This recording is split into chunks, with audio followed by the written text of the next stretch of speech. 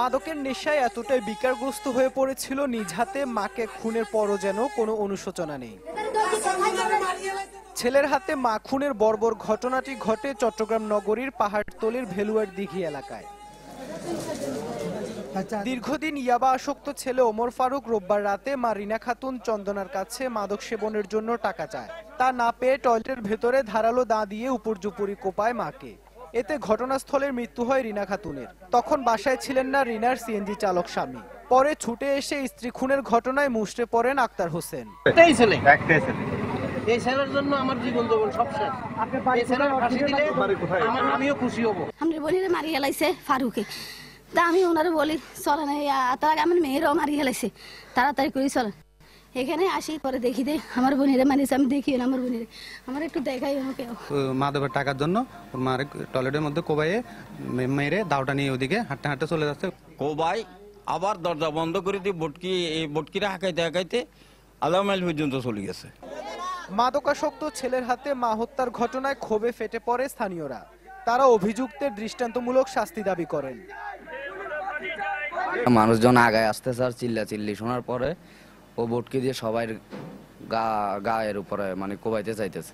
অনেক আগের থেকে ও ড্রাগ অ্যাডিক্টেড, অনেকবার আরো অনেক সিনক্রেট করছে বাসার মধ্যে। তো এত নির্মম ভাবে যে আজকে এরকম হবে এটা আসলে কল্পনা করিনি। নেশার কারণে এই কাজটা হয়েছে। এই ছেলেটার দরকার দেয় ফাঁসি হওয়ার দরকার, কঠিন ফাঁসি হওয়ার দরকার, সবার সামনে ফাঁসি হওয়ার দরকার।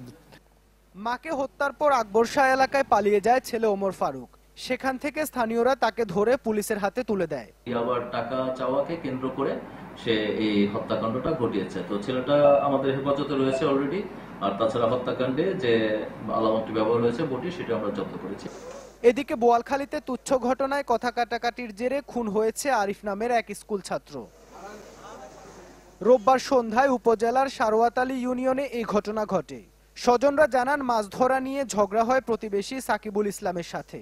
এই সময় সাকিবুলের মা এসে আরিফের গলা চেপে ধরে, আর সাকিবুল আরিফের অন্ডকোষে লাথি মারলে সেখানে জ্ঞান হারায় আরিফ।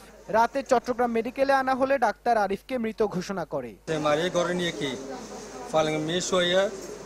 একজনের মুক্তিবিদে চারজনের কেউ ঘুষবে লাথি মারছে।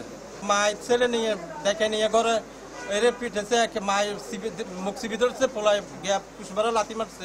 এই ধরনের ঘটনা যাতে আর কারোর সাথে না ঘটে এবং আমরা সুষ্ঠু বিচার দাবি করছি। নিহত আরিফ শাকপুরা মডেল স্কুলের ৮ম শ্রেণীর ছাত্র। এই ঘটনায় পুলিশ সাকিবকে আটক করেছে। ইবেন মির, চ্যানেল 24, চট্টগ্রাম।